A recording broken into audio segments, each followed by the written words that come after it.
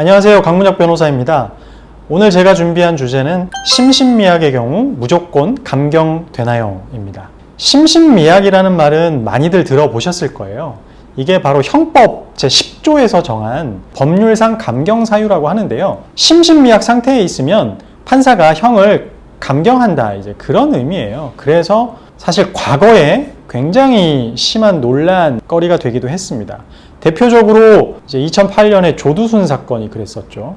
당시에 조두순이 정말 끔찍한 아동 성폭행 범행을 저질렀는데 그때 징역 12년을 받았습니다. 1심에서. 12년을 선고할 때 사유 중에 하나가 이제 심신미약, 감경이었어요.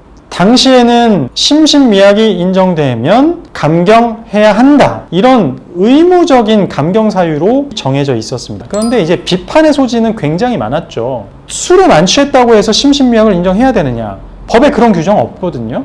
다만 이제 과거부터 만취 상태면은 심신미약 상태를 인정한 판례들이 많이 있었어요. 그 이후에 이제 법이 변경돼서 징역형은 일단 최장 25년까지 할 수 있고 가중 사유가 있으면 50년까지도 할 수 있게 바뀌었고요. 그 다음에 주취 상태를 이유로 심신미약을 인정하는 어떤 법원의 관행적인 이런 판례에 제동이 생긴 거죠.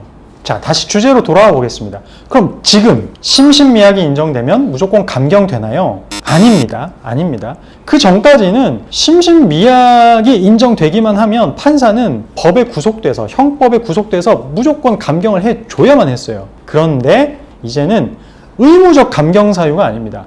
심신미약이 설령 인정되더라도 감경할 수 있다라고 법이 바뀌었습니다. 그렇기 때문에 지금은 심신미약이 인정된다고 해서 판사가 반드시 감경해줄 의무도 없는 거예요. 재량으로 판단해서 감경해줄 만하네 하면 감경할 수 있지만 이건 감경 사유가 안 되네 하면 감경 안 하면 되는 겁니다. 최근에 벌어진 서현역 칼부림 사건을 예로 들어보겠습니다. 피의자 최원종이 조현병이다, 이런 얘기들이 나오고 있잖아요. 그래서 심신미약 감경받는 거 아니냐, 이런 얘기들이 계속 나오고 있어요.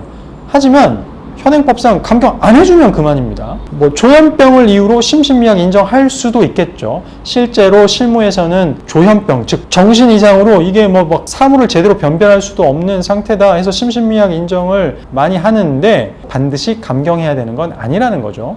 정리해 보겠습니다. 현행법상 심신미약을 이유로 판사가 반드시 형을 감경해 줄 의무는 없습니다. 그렇기 때문에 실제 피고인이 만취 상태다, 정신분열증이다, 조현병이다, 심신미약이니까 감경해 주세요, 이런 주장을 하더라도 판사는 그에 구속받지 않고 심지어 심신미약을 인정하더라도 피고인을 감경해 줄 만한 이런 사건이 아니다 생각하면 감경을 해주지 않을 수 있다. 오늘 강변이 준비한 내용은 여기까지고요. 다음 시간에 또 재밌고 유익한 영상으로 찾아뵙겠습니다. 시청해 주셔서 감사합니다.